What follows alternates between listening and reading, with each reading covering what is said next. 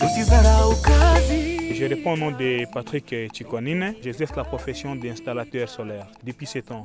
Je commençais dès la sortie du lycée. Je fais les lycées techniques. Il y a plusieurs étapes pour y parvenir. C'est le client qui exprime son besoin. Et alors, c'est à vous de voir maintenant les techniciens, les besoins qu'il a exprimés. Avec la puissance des différents appareils qu'il a, vous transformez ces besoins en kilowattheures, donc en énergie. Et là, vous estimez son besoin énergétique. Vous devez savoir quel type de convertisseur et quelle capacité peut alimenter ces équipements.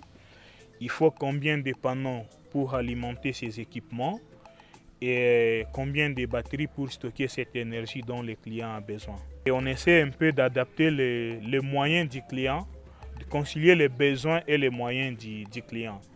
De façon professionnelle, on appelle ça fiche de dimensionnement. Donc on exprime les besoins du client et on propose les devis en fonction de son besoin. Alors la deuxième étape, c'est maintenant l'acquisition des matériels. Soit c'est le client qui achète, des fois on apporte des matériels importés ou on achète localement selon les besoins, la disponibilité. Et la troisième étape, c'est maintenant l'étape proprement dite, l'installation des équipements. C'est là où le travail maintenant de l'installateur solaire intervient concrètement.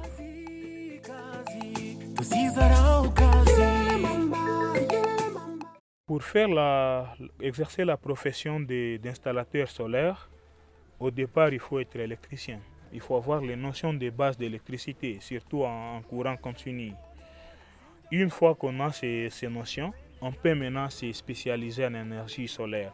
Mais il suffit d'une petite formation spécifique en énergie solaire pour qu'un électricien devienne un installateur solaire.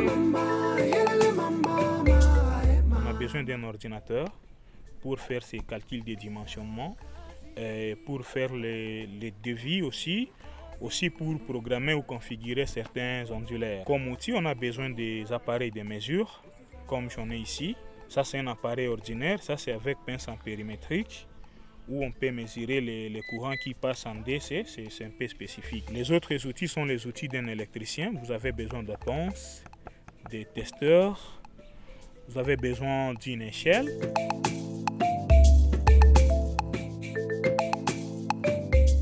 Et en moyenne, dans une entreprise, une bonne entreprise qui emploie les installateurs solaires, c'est vraiment entre 400 et 500 $ les salaires mensuels. Et quelqu'un qui travaille en entrepreneuriat en privé, il gagne plus que ça.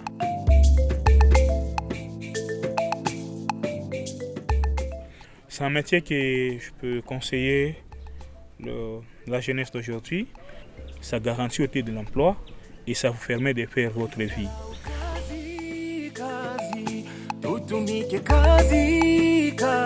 Kazi ya mikononi, kazi, tusizarau kazi.